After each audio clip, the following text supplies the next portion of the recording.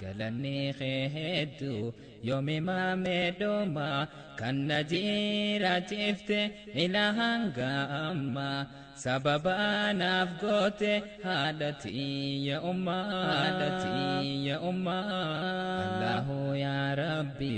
ya mootii alama galanni hedduu yoomima meedoma kan na jiraachifte ilaa hanga amma sababa naaf goote haadhatii ya umma akkaniin miidhamne na eedee amma galanni kee baay'ee eessa lakkaawama haadhatoo ya ummi dalteena guddiste lakkaawameen dhumu waan ati naaf taate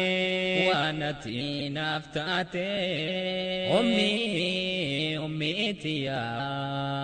haadhatoo yaa guddee ummaatiya kannaara biqiyaa gafaan garaa jiru hedduu naaf rakkatte baatii sagal guutu garaa na baadhatte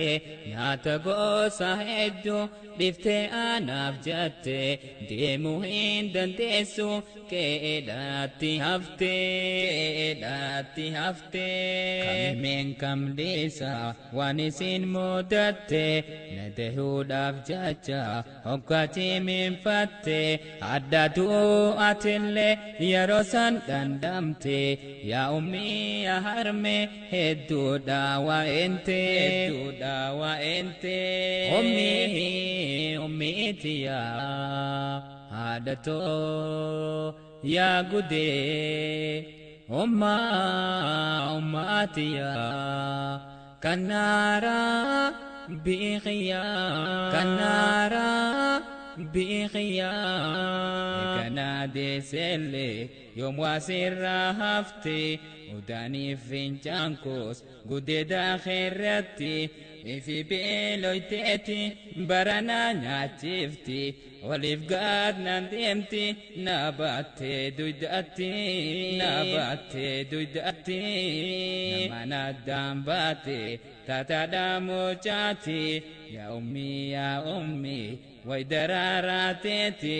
galchuu hin dandayo hedduu jaazaan keeti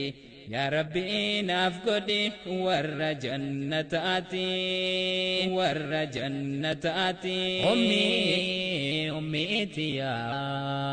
haadhatoo yaa guddee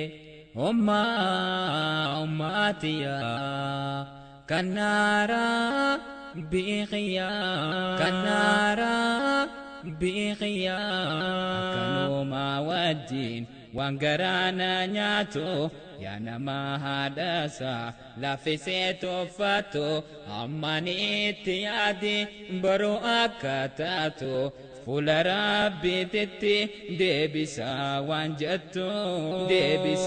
waan jettu akkanumaa wajjin waan garaana nyaatu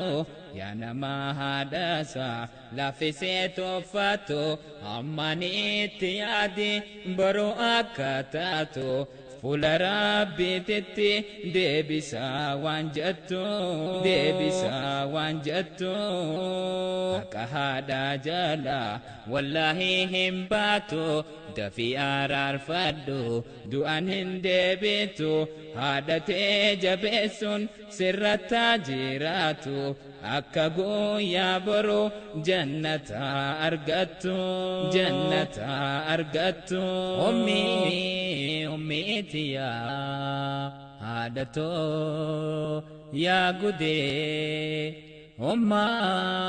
ummaatiya kannaara biqiyaa